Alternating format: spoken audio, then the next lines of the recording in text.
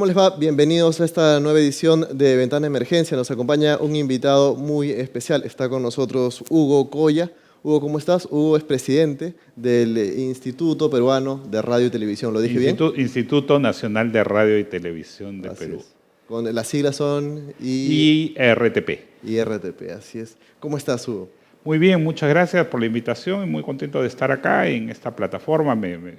Espero que haya muchos seguidores y que puedan ver. Bueno, si no lo ven en vivo, lo verán después, ¿no? Así es, en las Esa repeticiones también, o en internet está disponible. Claro, es la ventaja de las redes, ¿no? Mira que tengo tantos temas para conversar contigo que no sé por dónde empezar, así que quiero permitirme tomar pie por lo que mencionaba, que es, significa que todo lo que vemos en las señales nacionales, en TV Perú, en IP, en Radio Nacional, de alguna manera tienen que ver contigo o pasan por ti. Sí, en términos generales. Yo no es que estoy en el detalle, Claro. ¿no? IRTP es un conglomerado de medios de comunicación. Tiene 5 canales de televisión, 2 radios nacionales, o sea que son TV Perú, que es el tradicional Canal 7, pero que no lo llamamos Canal 7 porque en realidad en algunas ciudades no es Canal 7, sino es otro canal.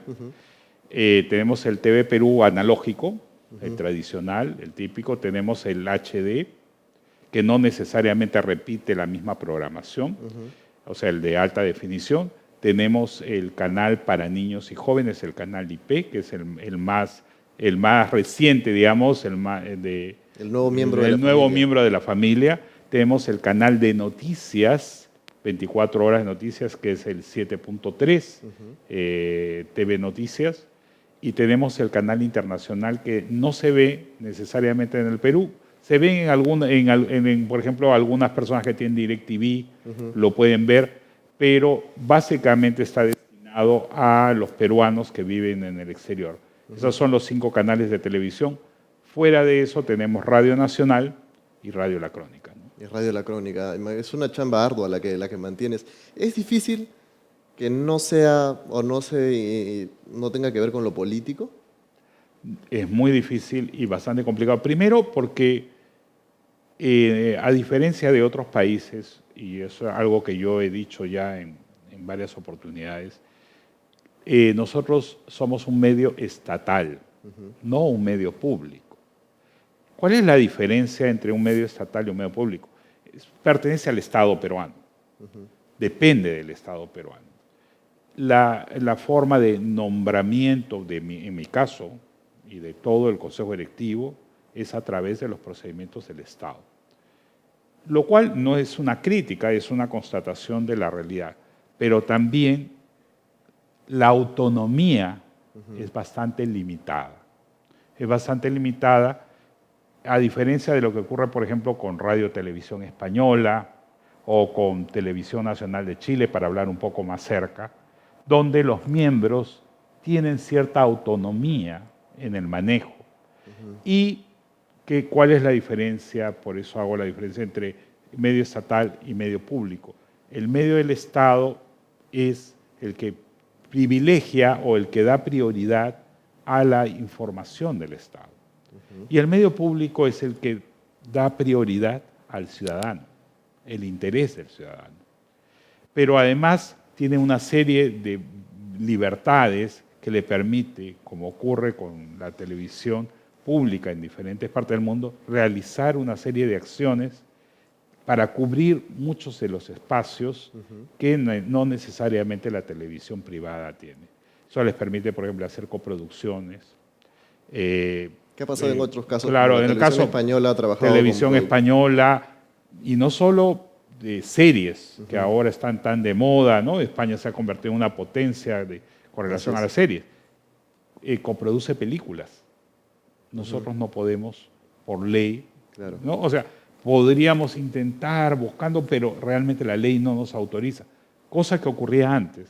Antes IRTP tenía, y nosotros en este país no tenemos un instituto de cine. Entonces, muchos de los cineastas van a mi oficina con proyectos extraordinarios que merecerían tener todo el apoyo del Estado.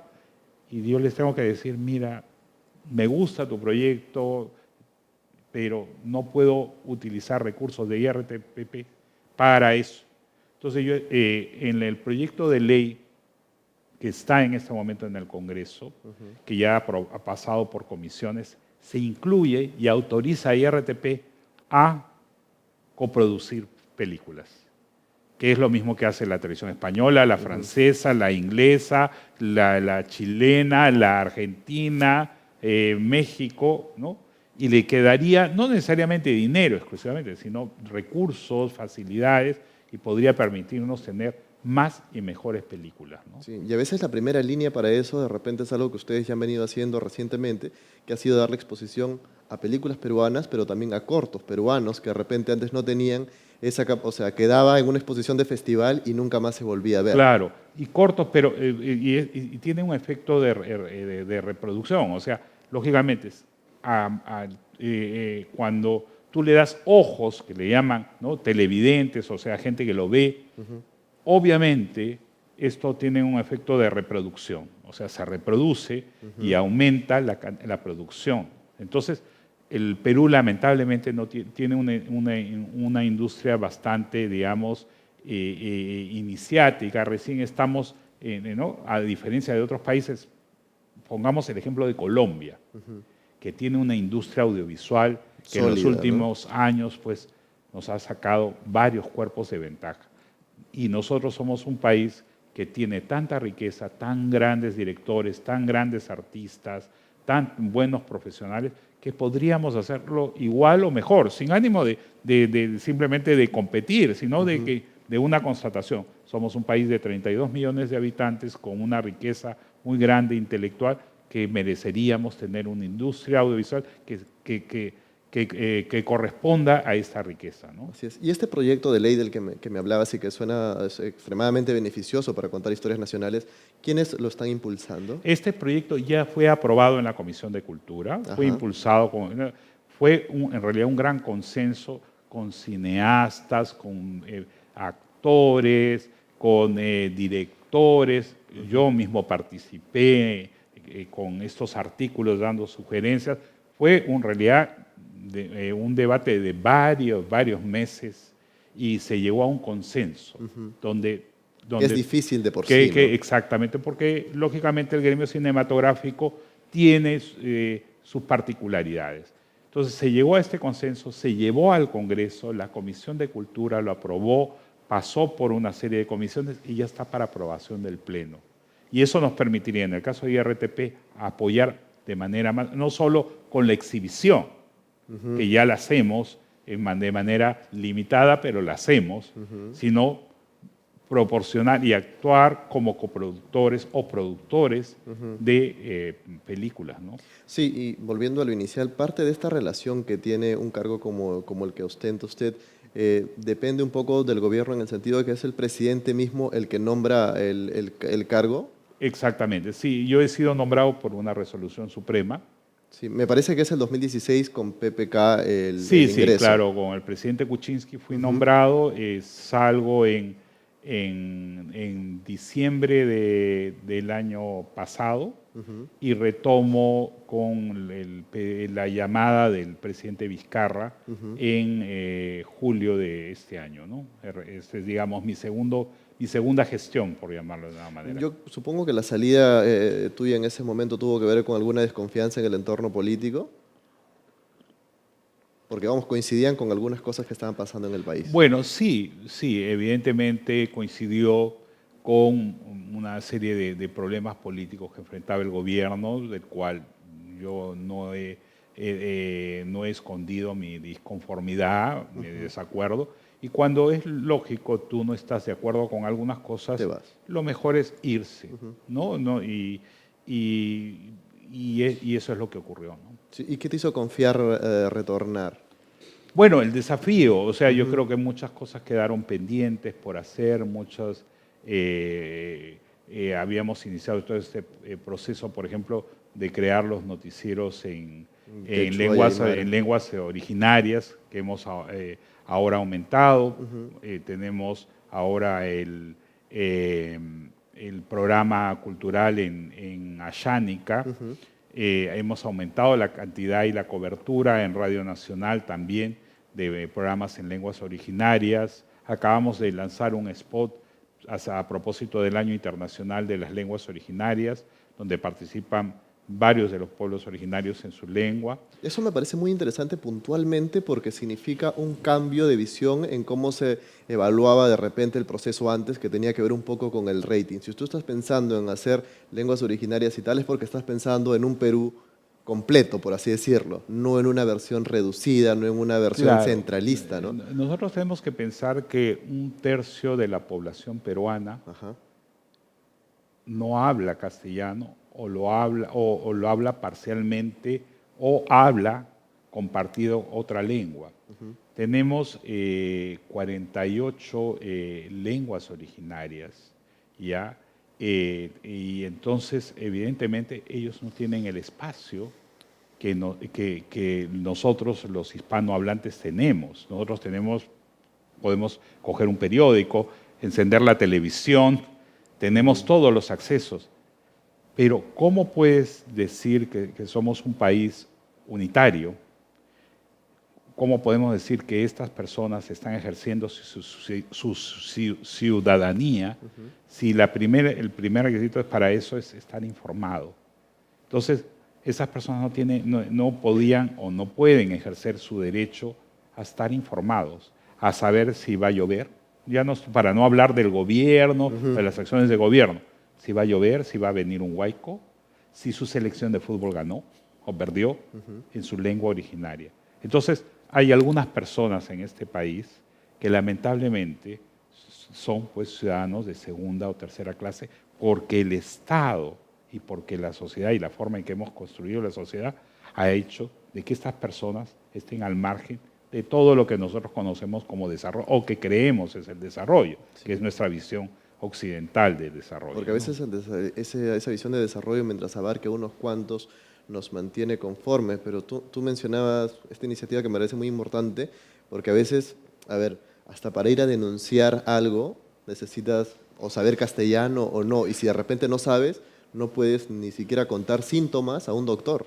Claro, exacto. O sea, imagínate eso, o sea, que te estén acusando de algo y que tú no puedas defenderte porque no dominas el idioma. Yo me acuerdo mucho cuando lanzamos la iniciativa de la primera iniciativa que fue el noticiero en quechua, Ñujanchik, que significa nosotros. Mandamos a varios corresponsales en diferentes partes del país, donde mayoritariamente, donde muchas de las personas hablan quechua, a preguntarle a la población qué pensaba acerca de la posibilidad de un noticiero en quechua, ¿no? Y yo recuerdo mucho, y me quedó muy grabado, una señora de aproximadamente unos 70 y tantos años de edad, en Huancavelica, en la Plaza de Armas de Huancavelica, que le dijo, palabras más, palabras menos, al corresponsal: por primera vez en mi vida voy a poderme sentar a ver la televisión y entender lo que dicen. Entonces, eso me quedó muy grabado, ¿no? O sea, una persona de 70 años en la televisión lleva ahora 58 años de transmisión ininterrumpida en nuestro país, y lamentablemente todavía para algunas personas en este país es un lujo, ni siquiera tienen acceso a él. O sea, o si se sienta, o si tienen acceso, no comprenden lo que está ocurriendo. Y eso influye sobre su calidad de vida, su nivel de lectura, su comprensión de la realidad, y también, por supuesto, influye la manipulación. Porque si yo no sé lo que está realmente pasando por mí mismo, alguien me lo va a contar. Y eso me lo va a contar de una manera como él o ella lo está viendo, o lo está pensando, o lo cree, ¿no? Sí, por eso me llama la atención otra cosa, además, que es, ¿por qué ahora este giro? ¿De dónde viene? ¿Es iniciativa tuya? ¿Es iniciativa del gobierno? Mira, yo recuerdo cuando a mí me propusieron y me llamaron para ser presidente de IRTP, me hizo una pregunta, y disculpa que hable de manera personal, ¿no? No. Pero fue lo que sentí en ese momento. ¿Por qué nos llamamos TV Perú? ¿Por qué nos llamamos Radio Nacional si solo somos TV Perú y Radio Nacional de solo aquellos que hablan castellano? ¿Qué pasa con los peruanos que no hablan castellano? ¿No son peruanos? ¿Cómo somos? Somos TV Perú de los hispanohablantes, somos TV Perú o somos Radio Nacional solo de los que hablan castellano. Entonces, eso hizo que yo replantease un poco toda la estrategia del instituto para atender a aquellos que precisamente no encontraban esos espacios. Lógicamente, yo no estoy diciendo que no se deba atender a los hispanohablantes, ni que tampoco obligar a aquellos que hablan castellano a que hablen otro idioma, que fue un poco lo que se hizo en la época del gobierno militar, durante la dictadura de Velasco Alvarado, que se pretendió que nosotros obligatoriamente hablásemos quechua. Y había el noticiero donde se pasaban las noticias en español y un segmento se traducía en quechua. Pero ¿qué es lo que ocurre? La diferencia de estos noticieros no es que pretende que tú o yo, que hablamos castellano y que hemos nacido como lengua materna el español, ¿cómo se llama? Hablemos. Por supuesto, podemos verlo y de hecho hay unos subtítulos que apoyan para la comprensión y todo. Pero la gran diferencia es que estos noticieros no son hechos por hispanohablantes o por traductores. Son hechos, primero, por personas cuya lengua materna es la lengua originaria de la cual están informando, que ese es el primer requisito. El segundo requisito fue que fueran comunicadores profesionales. Entonces, ¿cuál es la diferencia? De repente, si ponemos el ejemplo de Jihuasanaca, que es el noticiero en Aymara, ¿no? Que significa nosotros también en Aymara. Para nosotros, de repente, los hispanohablantes, una nevada, una granizada en Puno, es una noticia secundaria. No estoy diciendo que no sea importante, pero sí una noticia secundaria. Pero de repente para el noticiero en Aymara, donde es titular y es la noticia más importante del día porque afecta a muchísimos aymara hablantes. ¿Correcto? Entonces la forma de construir la noticia, la forma de redactar, de presentarla es completamente distinta, ¿no? Sí, yo siento que la televisión peruana de alguna manera se centra o se lleva por lo cuantitativo. Sin embargo, creo que TV Perú, o al menos las señales nacionales, deben medirse por el cualitativo. Absolutamente. O sea, siempre se piensa que la televisión tiene que estar, o esta obsesión por el rating, ¿no? Sí. El rating, claro. Y vivimos en una economía de mercado, no lo vamos a negar. Las empresas privadas tienen que ganar, y eso es importante para las empresas, porque si no, las empresas quebrarían, sería absurdo negarlo. Pero si yo no tengo la obligación de pensar exclusivamente en el rating, yo tengo que pensar en calidad, en mejorar la calidad. Tengo que dar aquello que no necesariamente los canales privados o los medios privados van a priorizar por obvias razones, porque les interesa pues la publicidad, porque tienen que hacer otro tipo de cosas que yo no necesariamente, o que mejor dicho, que la televisión pública o la radio pública tendrían que hacer para conseguir el rating. La cifra sí es importante, pero más importante es la calidad. Sí, ¿y eso es difícil de repente de medir para ti? ¿O cuáles son los indicadores que usan ustedes? No, nosotros utilizamos varios indicadores. Tampoco bien de espaldas al rating. No es que vivimos de espalda al mundo y dice, qué maravillosa esta obra, pero si no, la ven 4 personas... No se ponen como Belmont. No, pero es que además tenemos que pensar que estamos utilizando los recursos del Estado, del impuesto de todos nosotros. O sea, es dinero del Estado que estamos invirtiendo y no se trata, entonces, simplemente decir, vamos a hacer cosas porque es maravilloso. ¿De qué vale que hagas una pintura si nadie la ve? Buena pintura si nadie la ve. La idea es que hay que construir. Nosotros nos mide Ibope y podrás, si tienes acceso a las cifras, ver cómo muchos de nuestros programas son realmente competitivos en términos de rating. Pero aparte de eso, nosotros tenemos otros sistemas de medición. Por ejemplo, tenemos el INEI. Porque además estamos hablando, y disculpa que te interrumpa, pero de la señal más importante en términos de alcance. Exacto, la mayor cobertura. TV Perú hoy en este momento está llegando al 92% de territorio nacional. O sea, hay pueblos enteros que tienen solo un canal de televisión y ese canal es TV Perú. O sea, el 92% del territorio nacional es cubierto por TV Perú. En el caso de Radio Nacional es como 81, 82%. O sea, somos de lejos la radio y la televisión más, digamos, de mayor cobertura. Y por lo tanto, si la única noción de televisión y de radio que puede existir en varios pueblos de nuestro país somos la nuestra, estamos obligados, primero, a reflejar nuestras costumbres, nuestras tradiciones, nuestra cultura, tratar de ser educativos, pero también tratar de tener productos que reflejen que no estamos en Suecia. O sea, que somos un país multicultural, que somos un país multilingüístico, que somos un país multirracial. Entonces, eso es lo que nosotros tenemos que reflejar en la televisión y la radio públicas.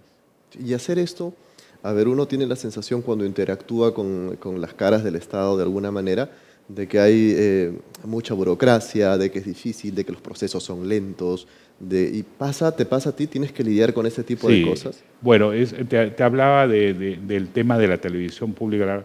El instituto se rige por una ley de 1996.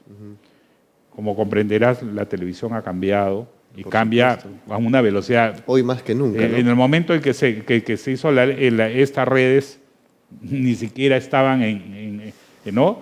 Entonces, tal cual. Y la tecnología varía, ¿no? Ahora ya estamos nosotros haciendo 4K algunas cosas, pero ya los japoneses están en este momento preparándose para 64K para las Olimpiadas de Tokio, las de 2020. Entonces, la tecnología avanza y, lamentablemente, la estructura que nosotros poseemos está detenida. O sea, la ley no nos permite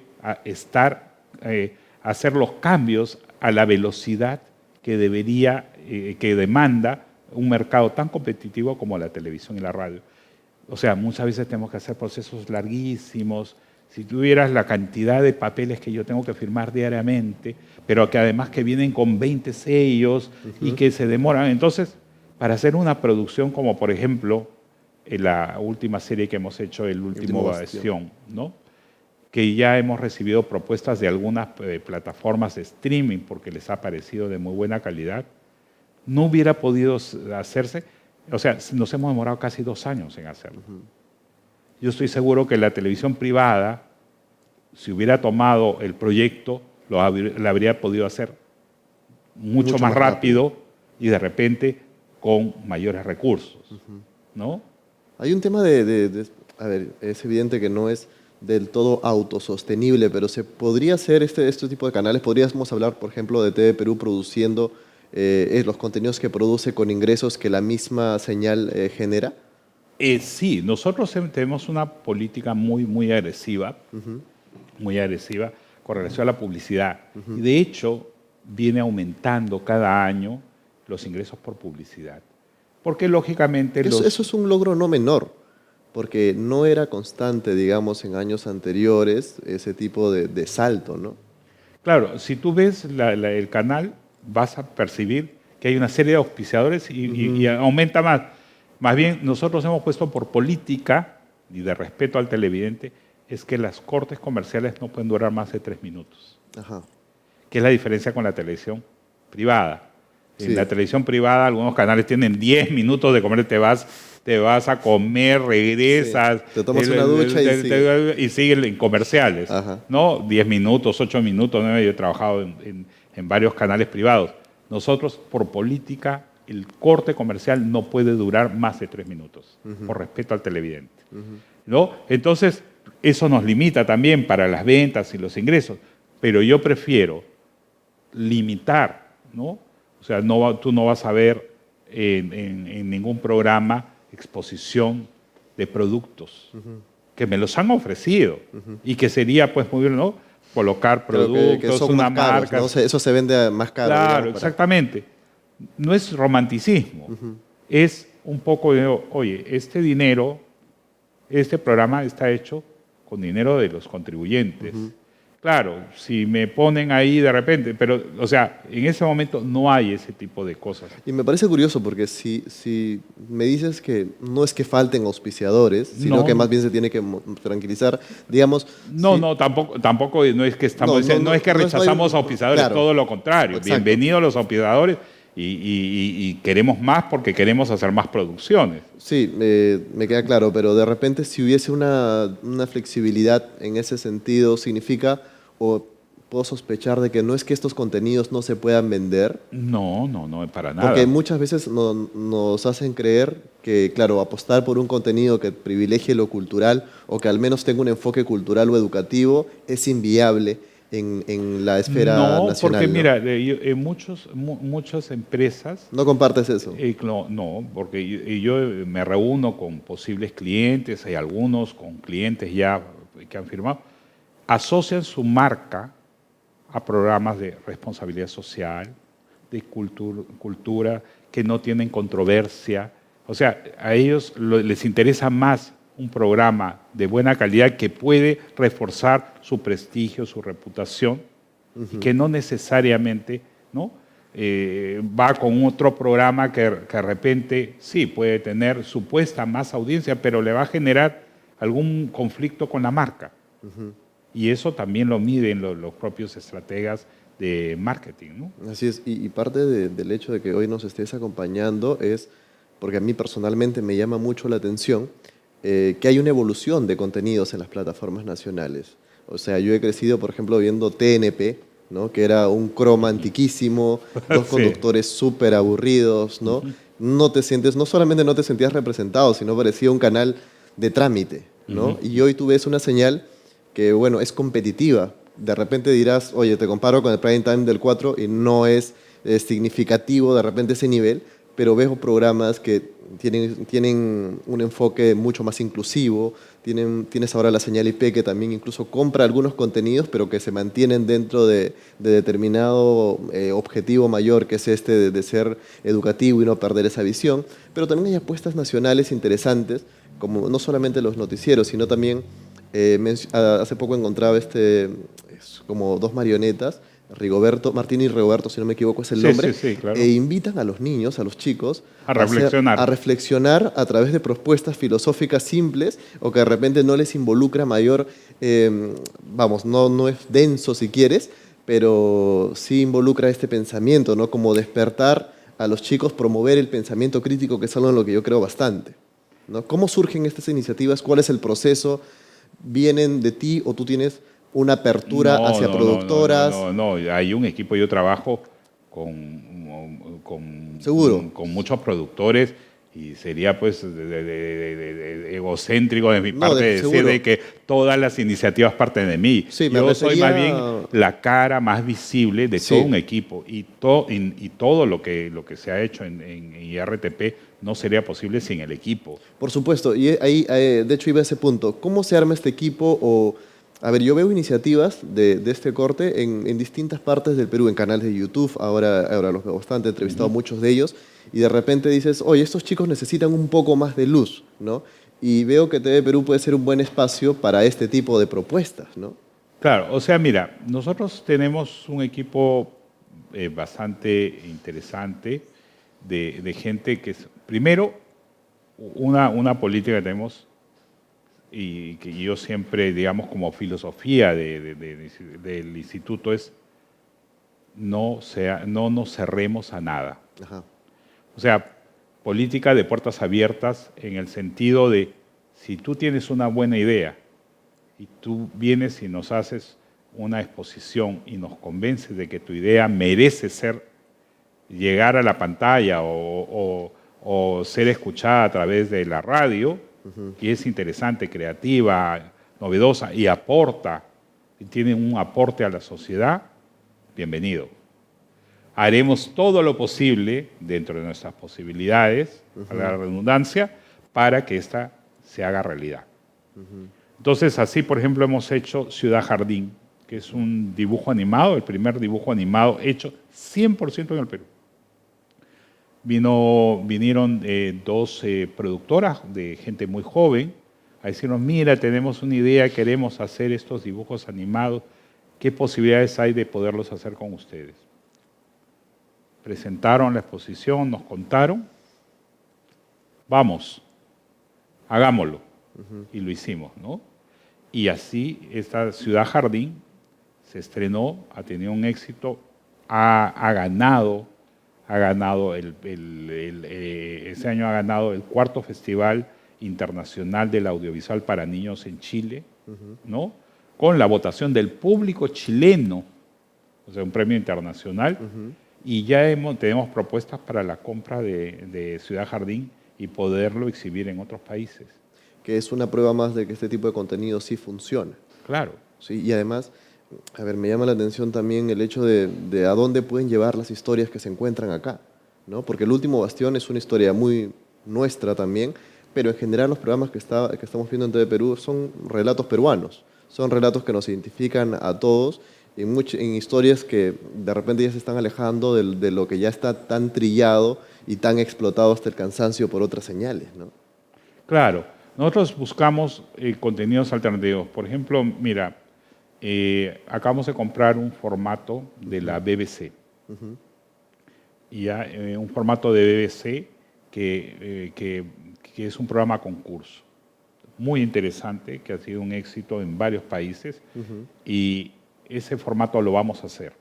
Ya lo vamos a hacer, porque además creemos que va a aportar muchísimo y va a ser un cambio completo en todo lo que se ha visto en televisión hasta el momento. O sea, es concurso, pero interactivo, con redes, participa la gente vota, hay debates, moviliza mucha gente y todo, y además es cultural. Pero cultural y entretenido. Mucha gente cree que hacer una cosa cultural tiene que ser aburrido. Tiene que ser aburrido. O sea, nadie enciende el televisor para decir, hoy día voy a aburrirme, a ver qué programa aburrido hay. Claro. Porque lógicamente te cambio. Y eso es lo que no podemos hacer. El día que el programa es aburrido, yo soy muy crítico cuando estoy viendo un programa y llamo al productor, le digo, tu programa está aburridísimo. No, o sea, yo estoy bostezando, me he quedado dormido. O sea, significa hay que cambiar, hay que mejorar, hay que hacer algo. Lo que estamos haciendo no interesa, ¿no? Puede ser muy profundo, pero esa profundidad también tiene que ser presentada de una manera entretenida, curiosa, que despierte el entusiasmo, que la gente quiera verlo, ¿no? ¿Suele ser mantener ese nivel de exigencia siempre con los productores?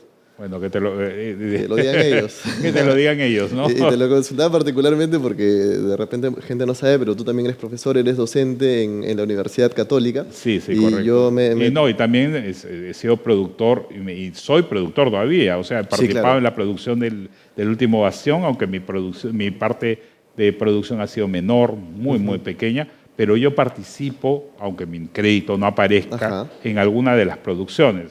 No necesariamente tengo que aparecer mi nombre en todo esto, ya soy el presidente del instituto, ¿no? Sí. Pero yo me meto en la producción, sí, eso sí, no lo voy a esconder ni negar, ni no es ningún secreto. Cualquiera que esté en el instituto, de repente va a saber que yo estoy discutiendo acerca de la escenografía, acerca de la iluminación, acerca de cuáles son los planos, cuáles son las tomas, y apruebo al final las cosas que... Yo siento que eso es indispensable de alguna manera, porque mantener ese nivel de exigencia hace mejores productos, pero además demuestra un nivel de pasión particular por lo que se está haciendo. Y de hecho, te decía que yo también he estudiado en la Católica y he ido consultando a generaciones que de repente han pasado por tus aulas y el feedback ha sido, profesor, un poco severo, ¿no? Draconiano a veces. Nos trata a los estudiantes como si estuviéramos de verdad en un set tal cual, ¿no? Y entonces, ¿te consideras eso parte de lo que tú estás ejerciendo? ¿Hay que exigir a los comunicadores a veces? ¿Con qué tipo de mercado te encuentras en ese aspecto? Lo que ocurre es, la universidad es el espacio natural para prepararte para la vida profesional. Sí, y tú lo sabes, ¿cómo se llama? Los medios de comunicación son muy competitivos y muy exigentes.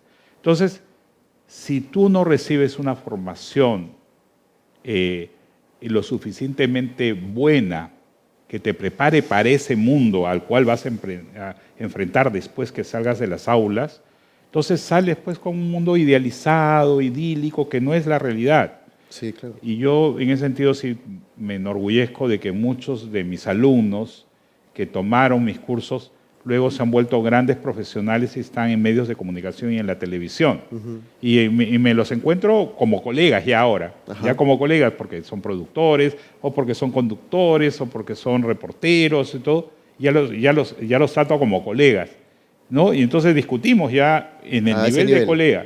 Entonces, y lógicamente han pasado por ese periodo del curso o de los cursos que... No podemos tener estudiantes pasivos, pues, ¿no? No, y además yo discuto con ellos. Mis clases son muy interactivas y yo les exijo, pero yo exijo que ellos no sean los estudiantes que vienen y toman nota y están copiando y ¿qué sigue, profesor? Y no. Yo quiero que ellos también tomen iniciativa, me vengan con ideas y todo, ¿no? Porque es importante cambiar un poco el chip o generar este tipo de comunicadores cada vez más despiertos y tal. Personalmente yo siento que a veces, por ejemplo, las promociones de periodismo, ahora estamos enfrentando algo que yo a veces siento que el periodismo per se parece estar en vías de extinción, porque salen alumnos a trabajar en redacciones que luego entran a diarios digitales, por ejemplo, donde la noticia apunta a ganarse el clic más allá que a desarrollar historias, ¿no? Claro, es una distorsión ¿no? Y bueno, en una época de los fake news y todas estas cosas, sí es un poco complicado, ¿no? O sea, el más importante es conseguir, como tú dices, el clic, que en realidad conseguir una auténtica primicia sobre una noticia relevante para la sociedad o para el país, ¿no? Sí. Entonces, o para el mundo. Es más fácil agarrar y traducir una notita de algún periódico o levantar un titular que permita ingresa aquí para que luego y con eso justificas tu sueldo. Y yo les digo, eso no es periodismo. Eso es un copy-paste ni siquiera de una imitación de periodista, ¿no? Entonces tienes que ser mucho más exigente si es que queremos elevar el nivel del periodismo y si es que queremos elevar el nivel de los medios de comunicación. ¿Y te preocupa a ti el panorama del periodismo actual? Mira, yo la verdad soy un optimista, a pesar de que muchas veces me acusan de cascarrabias y de todo, soy un optimista. Yo enseño en la universidad porque en realidad voy a aprender. O sea, es retroactivo, ¿no? O sea, yo siempre pienso de que hay cosas que yo no sé y que quiero saber. Y entonces, cuando yo estoy con mis alumnos, en realidad ellos me están enseñando varias cosas que yo no sé. O sea, me acuerdo hace 3 o 4 años, me presentaron un proyecto para un programa de Dota. Yo no sabía lo que era Dota. No tenía idea, porque mi generación Dota es, ¿no? Y le dije, bueno, a ver, enséñame a jugar Dota. Y me senté con los alumnos a jugar Dota y aprendí. Y se los agradezco, porque o sea... Te da otra cercanía, otro panorama. Exactamente. Entonces, de repente vienen los alumnos con una idea, me dice, ¿por qué no hacemos un programa de redes con tal cosa? A ver, no lo había pensado. Enséñame.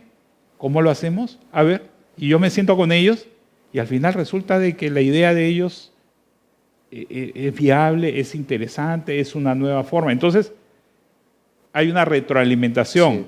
Lo que yo vengo como experiencia, lo que yo he conocido antes versus lo que ocurre ahora, y eso me ayuda a ver las cosas de otro punto de vista. Es indispensable, y tú me gusta porque dentro de esta conversación ha surgido bastante el tema de la apertura, y la apertura que quieres generar en las señales públicas también es un poco la apertura que entiendo te caracteriza a ti, ¿no? De aprender nuevas cosas, porque es indispensable que un comunicador tenga pues apertura. O sea, a veces tenemos la noción de que algún contenido tiene mucho más valor que el otro por ser...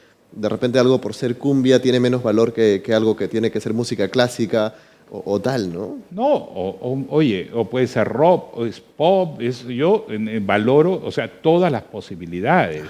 O sea, si es impro, si es lo que sea. O sea, todas las posibilidades. Somos la mayoría de este país es joven.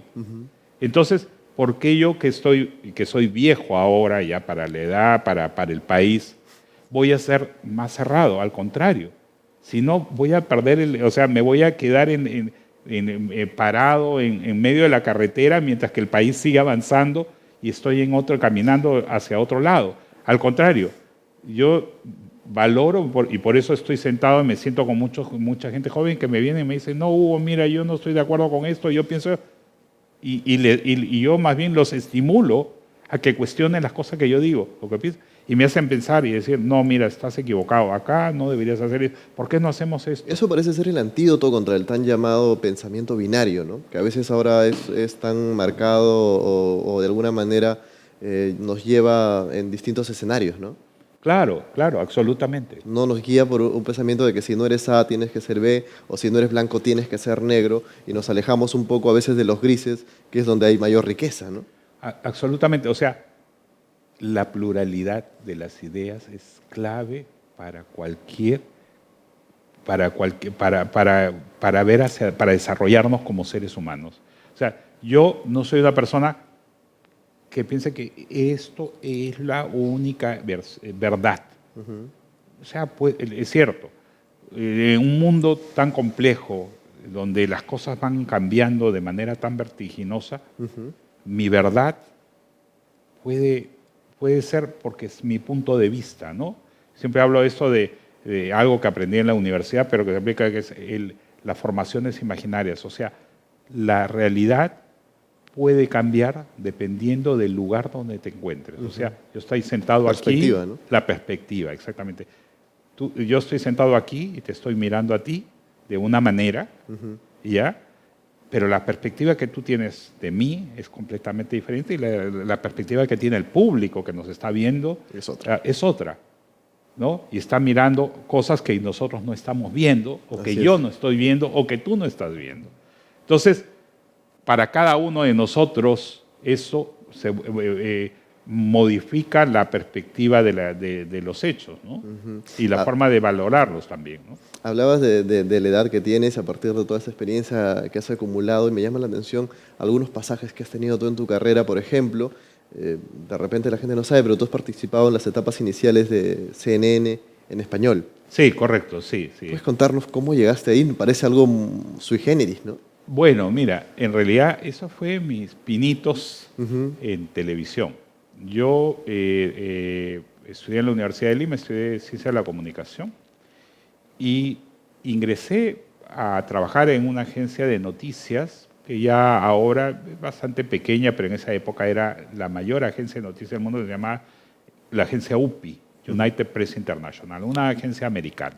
Agencias como, digamos, hoy hay como Reuters, France Press, como EFE, como todas esas. Y era corresponsal, me contrataron acá, yo todavía ni siquiera había acabado la universidad.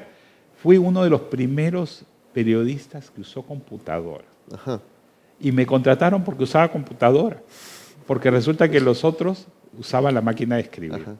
¿De qué año estamos hablando? Uy, te estoy hablando de 1980 y... Poco. Puedo estar equivocado. 85, 86, por ahí, ¿no? Sí, un contexto agitado, ¿no? Exacto, sí, una época muy agitada para el país y todo. Parece que les gustó mi trabajo y me transfirieron a Brasil, como corresponsal en Brasil. Yo no hablaba una palabra de portugués, lo único que sabía decir era obrigado. Pero me dijeron, no quiere, mira, ha renunciado el corresponsal y digo, oye, pero no sé hablar portugués, no, nunca he estado en Brasil, no sé ni cómo será. ¿Pero quieres tomar el reto o no? ¿Quieres hacerlo? Dije, ¿y por qué no? Me voy, y me agarré, en un mes estaba en Brasil, viviendo en Brasil. Comencé a aprender portugués y todo eso. Me quedé 5 años allá, casi 6. La misma agencia, les gustó lo que yo hice, me transfirieron, me nombraron editor de servicio latinoamericano en Miami. Ya no solo veía Brasil, ya veía toda América Latina para la agencia. La agencia entró en crisis, hubo una serie de problemas, vendieron la agencia, no viene al caso. Y mi jefe, el que estaba en Miami, que era un argentino, lo contratan para hacer el núcleo inicial de CNN en Atlanta. En español. En español. En esa época, CNN no es la CNN que conocemos ahora. Era un canal americano que tenía conocido en Europa, pero un canal que recién estaba comenzando. Entonces, lo que hacían era interrumpían la señal en inglés y entraban los noticieros en español. Como bloques para atender una minoría. Como pequeñitos, sí, ¿no? 15 minutos, 20 minutos pastillas. En español. Pastillas. Entonces, él me llamó y me dice, Hugo, ¿no te gustaría venir a Atlanta porque vamos a hacer el canal de noticias en español? Nunca había estado en Atlanta. Nunca había hecho televisión. Claro. ¿Ya? No tenía idea ni qué cosa era CNN. Pero dije, ¿y por qué no? Hay que hacer cosas nuevas en esta vida. Claro. Experimenta. Renuncié, agarré mis 4 cosas que tenía ahí en Miami y me fui a Atlanta. Y ahí comencé a trabajar. Estuve trabajando 6 años aproximadamente hasta que lanzamos el canal de noticias en español. Completo. Completo, exacto. El canal que se lanzó en el 97. Así es. 97, exactamente. Con caras que incluso siguen hasta hoy, si no me equivoco, ¿verdad? Claro, o sea, en realidad ha habido bastantes modificaciones. La última, yo trabajé con Patricia Yaniot, esta colombiana que ahora es conductora de Univisión. Trabajé con Jorge Gestoso, que era un uruguayo, que ahora tiene un programa en Telesur, creo. Después, ¿quién más está? Es curioso que menciones el 97 porque, vamos, es una temporada importante en el Perú también, porque me imagino que participaron en la cobertura de la toma de la embajada. Sí, sí. Fue paradójicamente mi regreso al Perú coincidió, porque eso fue en el diciembre del 96. Yo estaba de vacaciones acá en Lima y estaba a 3 cuadras de la residencia del embajador japonés cuando ocurre la toma. Me habían invitado, estaba en la casa de una amiga, me habían invitado a cenar a propósito de que había venido y de pronto escucho la primera explosión.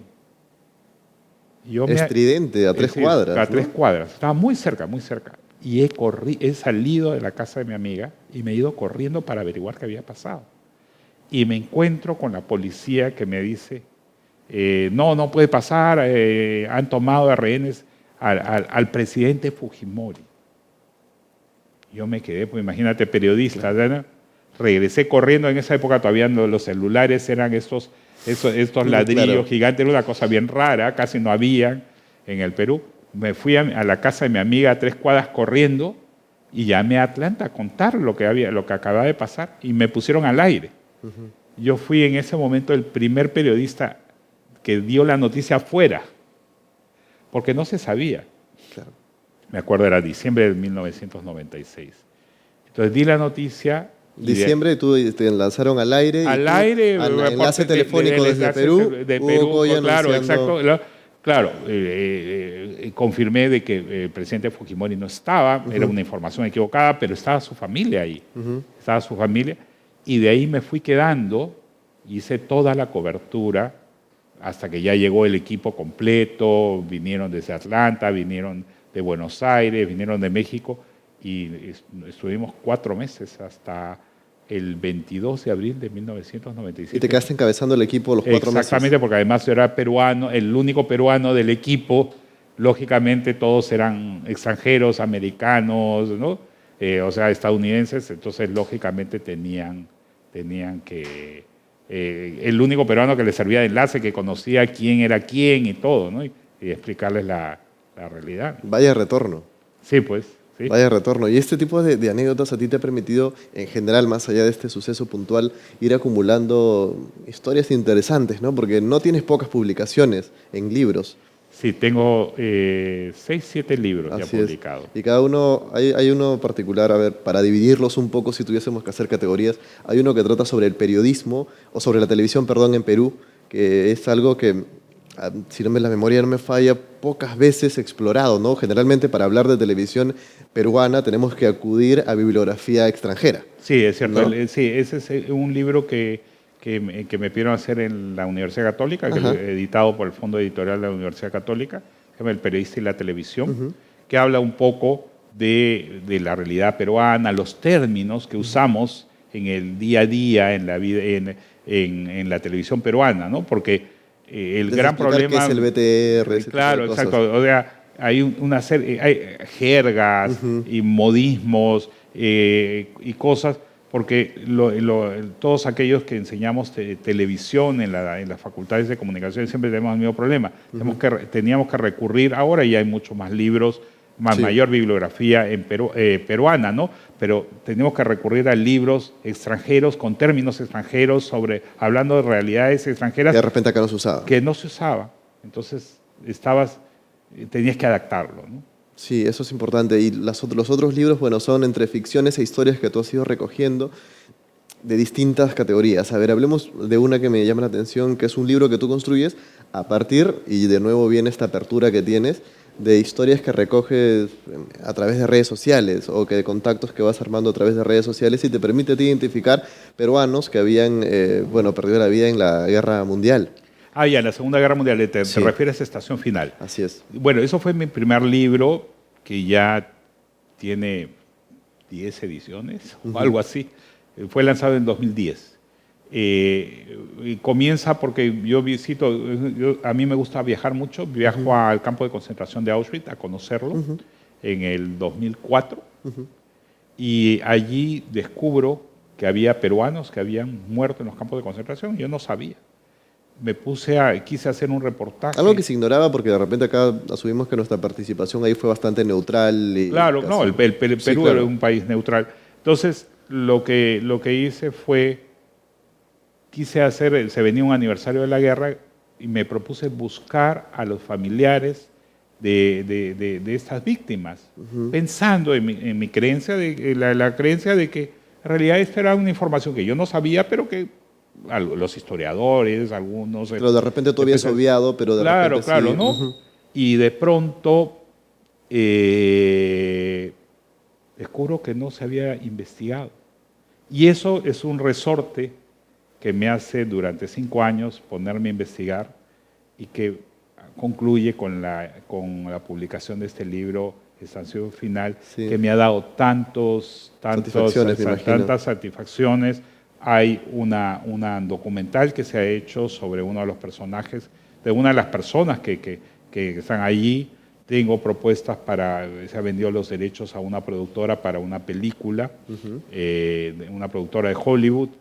Y aparte de eso, ahora justamente estoy en plena negociación, me han hecho una propuesta para traducirlo al hebreo. Ujú. Eso creo que es importante destacar el poder de una buena historia, ¿no? Puede llegar, puede cambiarle la vida a las personas, a los creadores en cuanto a adaptarse a distintos formatos, se puede comprar o vender allá y los peruanos tenemos esas opciones. Otro de los libros importantes que tienes es uno que cuenta la historia de Vaticano. Sí, de Vaticano, el narcotraficante, Sí, exacto. y incluso ahí recoges un poco el amorío que tuvo él en su momento con esta artista Susan León, ¿verdad? Claro, o sea, en realidad, Es la reflejado. historia de Vaticano es una historia muy importante. Lo estamos reeditando.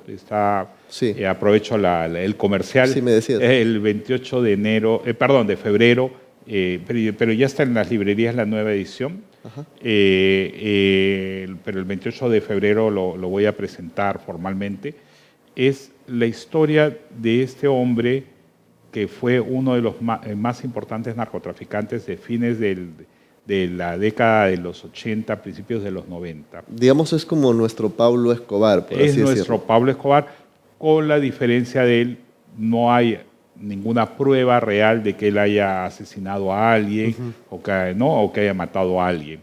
Pero sí fue un personaje muy importante porque además tuvo vínculos. Su poder no solo era su dinero, Si no me sino equivoco, era se llama Polvo en el Viento. Polvo en el Polvo viento. en el Viento se llama Polvo el en el libro. viento se llama el libro. Y el libro está contado de una manera que trata de responder a algunas cosas. ¿Qué hay que hacer en este país para convertirte en el más importante narcotraficante? a quién hay que sobornar, con quién te tienes que aliar, qué cosas tienes que hacer.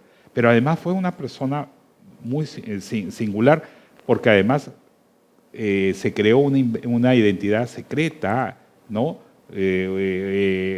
Y aparecía pues en las revistas de la época, en estas fotos así de la alta sociedad. Enamoró a Susan León con otra identidad. No, pero sí, no solo Susan León, estuvo vinculado a algunos de los artistas más, de las artistas, de las reinas de belleza, era el soltero más, fue declarado el soltero más codiciado, ¿no? Y todos así, las señoras de mucho dinero querían que se casaran con él, y él se la daba de un gran magnate, lo entrevistaban y todo. Y entonces, y este hombre durante casi 2 años me permitió, pude ir a verlo al penal Castro de máxima seguridad y entrevistarlo. Y me cuenta toda esa historia, y la historia es muy interesante como recorrido, ¿no? Y entonces te permite entender además también la hipocresía de la sociedad. ¿Por qué la gente no pregunta? ¿No? Más importante es el dinero, ¿no? Entonces, como era rico, nadie preguntaba de dónde salía la plata. Entonces, ¿cómo se transforma? Además, cómo una persona que ni siquiera había acabado la primaria, había acabado la primaria, no había acabado la secundaria, consigue ir a los lugares más caros y que todo el mundo le rinda pleitesía. O sea, es también un cuestionamiento sobre la hipocresía de la sociedad peruana en general, ¿no? Y es una publicación que atrapa porque además, como otras publicaciones tuyas, está contada de una manera muy audiovisual, si quieres, ¿no? Es donde tiene este fragmento que seguramente viene, o esta característica que viene de los años que tienes tú haciendo televisión. Bueno, como casi todos mis libros. En todos mis libros, cuando las personas que han tenido la oportunidad de leer, yo cuando escribo estoy pensando en imágenes. Entonces, pienso en la escena, cómo entró, qué hizo. Entonces describo, sin tratar de ser aburrido, para que los espacios en blanco los cubra el lector. Entonces, digo, ¿cómo estaba vestido? ¿Qué cosa? Y investigo qué cosa dijo, qué no dijo, cómo llegó, a qué hora fue y todo. Entonces, es el detalle sobre el cual permite a la persona recrear también la escena o la historia completa, ¿no? Así es. Hugo, no, parece mentira y parece la conversación se me sigue quedando corta, pero nos hemos pasado ya más de 1 hora. Espero que esta conversación tenga una segunda parte porque la verdad es que creo que ha sido muy ilustrativa para mí y sobre todo para los espectadores, que es lo más importante. Te agradezco muchísimo por estar con nosotros. Como te digo, te reitero la invitación para que más adelante nos podamos juntar de nuevo y creo que la señal de TV Perú está caminando, a ver, desde un punto personal. Si siento que ahí se están yendo mis impuestos, estaría tranquilo, ¿no? Así que, muchas gracias. Sí. Y con todo gusto. Cuando quieras, ahí coordinamos y nos volvemos a juntar. Perfecto. Muchas gracias por estar con nosotros. Gracias a ti.